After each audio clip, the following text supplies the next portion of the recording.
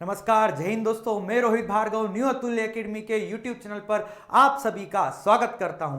दोस्तों, अगर आप मध्य प्रदेश में किसी भी प्रतियोगिता परीक्षा की तैयारी कर रहे हो तो आपके लिए ये वाला वीडियो बहुत ही उपयोगी है। तो दोस्तों, मैं बात कर रहा हूं यहां पर हाल ही में मध्य प्रदेश के कौन से 3 स्थानों के नाम बदले गए। तो दोस्तों, मध्य प्रदेश सरकार ने विदेशी आक्रमणकारियों की गुलामी के कलंक को समाप्त करने की पूरी तैयारी कर ही ली है और मध्य प्रदेश की संस्कृति को बढ़ावा देने के लिए कमर कस ली है। जी हां, मध्य प्रदेश सरकार मध्य प्रदेश की संस्कृति, भारतीय संस्कृति को बढ़ावा देने पर पूरा जोर दे रही है। तो जानते हैं दोस्तों कि हाल ही में मध्य प्रदेश के कौन से स्थानों के नाम बदले गए। तो मध्य प्रदेश के 2 शहर और एक गांव का नाम हाल ही में बदला गया, चर्चा का विषय है। तो चलिए जानते हैं कि वो 3 नए नाम क्या है। तो चलिए बात करते हैं यहां पर।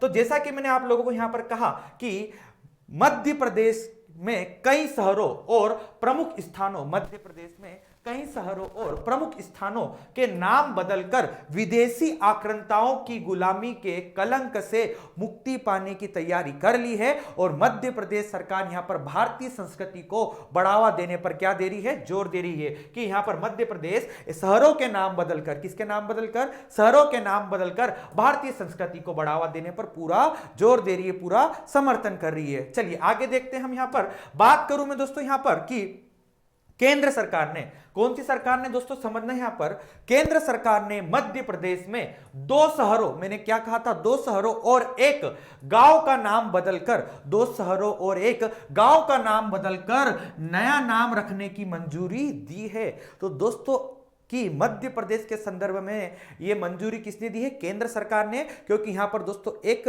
शब्द आता है एनओसी लेना पड़ती है, जिसके बारे में हम यहां पर आगे देखेंगे। ठीक है। और अगर बात करूं इन स्थानों के नाम बदलने की संस्तुति 2011 में मध्य प्रदेश के मुख्यमंत्री शिवराज सिंह चौहान ने पहले ही कर दी थी। केंद्रीय गृह मंत्रालय की मंजूरी के बाद, कौन सा, केंद्रीय गृह मंत्रालय की मंजूरी के बाद अब नर्मदापुरम शहर, कौन सा दोस्तों, नर्मदापुरम शहर और टीकमगढ़ जिले की ग्राम पंचायत, ठीक है, शिवपुरी को कुंडेश्वर धाम से जाना जाएगा। ठीक है।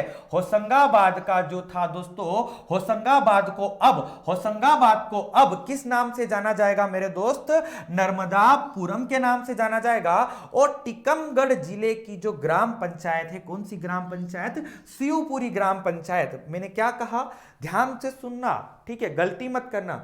टीकमगढ़ जिले की ग्राम पंचायत है, ठीक है, टीकमगढ़ जिले की ग्राम पंचायत शिवपुरी को अब कुंडेश्वर धाम के नाम से जाना जाएगा। ठीक है। यह शिवपुरी ग्राम पंचायत किस जिले में है मेरे दोस्तों, टीकमगढ़ जिले में। ठीक है। और दोस्तों आप लोगों को पता है कि ये जो होशंगाबाद शहर है इसका नाम क्या रखा गया है दोस्तों, नर्मदापुरम। और दोस्तों बाबई को, होशंगाबाद के बाबई को जाना जाएगा माखन नगर के नाम से।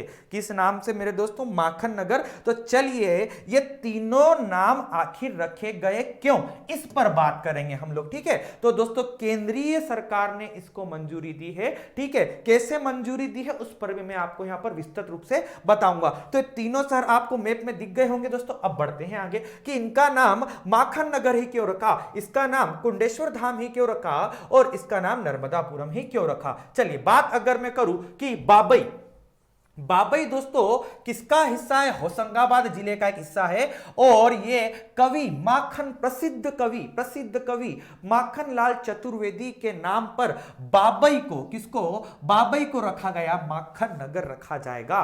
ठीक है। एक बहुत ही प्रसिद्ध कवि है, कौन दोस्तों, माखन लाल चतुर्वेदी। इन्हीं के नाम पर बाबई को अब जाना जाएगा मेरे दोस्त, माखन नगर के नाम से। यह माखन लाल चतुर्वेदी की क्या है, जन्मस्थली है, जो होशंगाबाद जिले का क्या है, हिस्सा, अभी बताया था। और इनकी प्रसिद्ध 2 लाइन हैं, जो आपने खूब पढ़ी है, खूब सुनी है कि मुझे तोड़ लेना वनमाली, मुझे तोड़ लेना वनमाली, उस पथ पर देना तुम फेंक, मुझे तोड़ लेना वनमाली, उस पथ पर देना तुम फेंक, मातृभूमि पर शीश चढ़ाने जिस पथ पर जाए वीर अनेक। तो ऐसी पंक्तियों की रचना करने वाले प्रसिद्ध कवि माखन लाल चतुर्वेदी का जन्म हमारे मध्य प्रदेश के लिए दोस्तों बहुत ही गर्व गर्व की बात है। और बात करूं मैं दोस्तों, इन्होंने ऐसी रचनाएं करी। इसके बाद करूं मैं दोस्तों होशंगाबाद। होशंगाबाद मेरे दोस्तों नर्मदा नदी के दक्षिण में, कहां पर, दक्षिणी तट पर स्थित है। और होशंगाबाद का नाम होशंगाबाद कैसे पड़ा, तो मालवा के पहले शासक कौन,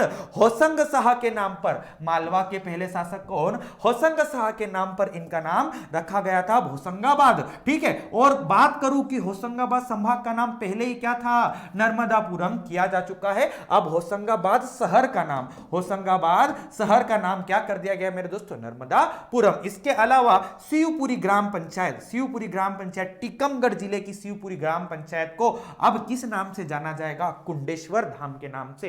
किस नाम से, कुंडेश्वर धाम के नाम से। बहुत ही प्रसिद्ध है यह, कुंडेश्वर महादेव के लिए प्रसिद्ध है। कहा जाता है कि यहां पर कुंडेश्वर महादेव का क्या है, मंदिर के लिए प्रसिद्ध है। और कहा जाता है कि यहां से शिवलिंग कुंड से निकला था। तो ये तीनों के तीनों दोस्तों, यहां पर दो शहर आपके और एक क्या है, ग्राम पंचायत, इसका नाम बदला गया। मैंने आपको यहां पर मैप से भी आपको बताया था। अब मैं बात करूं कि कैसे मंजूरी मिली। अगर मैं बात करूं कि कैसे मंजूरी मिली, इतना आपने दोस्तों यहां पर समझ लिया होगा। अब बढ़ते हैं आगे। अब देखो कि एनओसी, देखो शब्द आ गया है वही एनओसी, कि रेलवे स्टेशन, गांव, कस्बे, शहरों के नाम बदलने के लिए सरकारी दिशा निर्देशों के तहत, किसके, सरकारी दिशा निर्देशों के तहत राज्य सरकार को केंद्रीय गृह मंत्रालय से अनापत्ति प्रमाण पत्र या एनओसी प्राप्त करना होता है। किसको, राज्य सरकार को रेलवे स्टेशन, गांव, कस्बे और शहरों के नाम बदलना है तो, ठीक है, अनिवार्य है। और यह सुनिश्चित करती है एनओसी कि जिले में रेलवे स्टेशन, हाईकोर्ट और विश्वविद्यालय सहित अन्य स्थानों के नाम क्या किए गए, बदले गए। इसके पहले भी दोस्तों मध्य प्रदेश में दोस्तों एक प्रसिद्ध जगह है भोपाल का हबीबगंज रेलवे स्टेशन, इसका नाम बदलकर कर दिया गया रानी कमलापति रेलवे स्टेशन। और मिंटो हॉल का नाम बदलकर किया गया कुशाभाऊ ठाकरे सभागार, ठीक है, इसके पहले भी नाम बदले गए, ठीक है। इसके अलावा नसरुल्लागंज का नाम भिरुंदा करने की घोषणा की गई और भोपाल का नाम भोजपाल करने का प्रस्ताव पारित किया गया है, यह प्रस्ताव जारी है अभी, ठीक है। और दोस्तों बात करूं इसके अलावा क्या क्या क्वेश्चन बन सकते हैं, तो सुनना, अब्दुल्लागंज, क्या, अब्दुल्लागंज। अब्दुल्लागंज का नाम भोपाल के नवाब सुल्तान, भोपाल नवाब सुल्तान जहां बेगम के दूसरे पुत्र उबैदुल्ला के नाम पर, अब्दुल्ला खां के नाम पर रखा गया है। इसके अलावा एक और जगह है नसरुल्लागंज। नसरुल्लागंज मेरे दोस्तों सुल्तान जहां बेगम के पहले पुत्र नसरुल्ला खां को सीहोर जिले की भेरुंदा, सीहोर जिले की भेरुंदा नसरुल्लागंज की जागीर देकर नामकरण किया गया था। दोनों इंपॉर्टेंट है। बात करें गोहरगंज, गोहरगंज रायसेन का, कहां का मेरे दोस्तों, रायसेन का तहसील मुख्यालय गोहरगंज का नाम भोपाल नवाब हमीदुल्ला खां की बेटी आबिदा सुल्तान के नाम पर रखा गया था। और इन्हीं को, आबिदा सुल्तान को खिताब दिया गया था, कौन सा, गोहर महल के खिताब से नवाजा गया था। इसके अलावा बात करूं प्रसिद्ध शहर हमारे मध्य प्रदेश का भोपाल, कहा जाता है कि राजा भोज ने यहां क्या किया था, राज किया था। शहर का नाम नवाब शासन से पहले भूपाल था। क्या, इस शहर का नाम भोपाल में जो नवाबों का शासन है इससे पहले क्या था भाई, क्या था, भोपाल, क्या यहां भूपाल, क्या था, भूपाल था। इसलिए अब वापस से इसको भोजपाल करने की मांग की गई है। इसका नाम कब, नवाबों के शासन से पहले। इसके अलावा मिंटो हॉल, अभी मैंने आप लोगों को बताया कि 1909 में, ठीक है, 1909 का अधिनियम भी आपने पढ़ा होगा। भारत के तत्कालीन वायसराय लॉर्ड मिंटो कहां आए थे, भोपाल आए थे। तब नवाब सुल्तान जहां बेगम ने 12 नवंबर 1909 को लॉर्ड मिंटो से हाल की नींव रखी, किसे, और उन्हीं के नाम पर इसका क्या किया गया, नामकरण लॉर्ड मिंटो के नाम से। तो उम्मीद करता हूं जो मेरा ये कंटेंट है आपके लिए उपयोगी रहा होगा, ठीक है, उपयोगी रहेगा। और एग्जाम में अगर आपको यहां से प्रश्न मिलते हैं तो आप आसानी से सॉल्व कर पाओगे आप लोग, ठीक है। तो चलिए दोस्तों, अगर आपको क्लास अच्छी लगी हो, वीडियो अच्छा लगा हो तो शेयर करें, लाइक करें और कमेंट जरूर करें। धन्यवाद दोस्तों।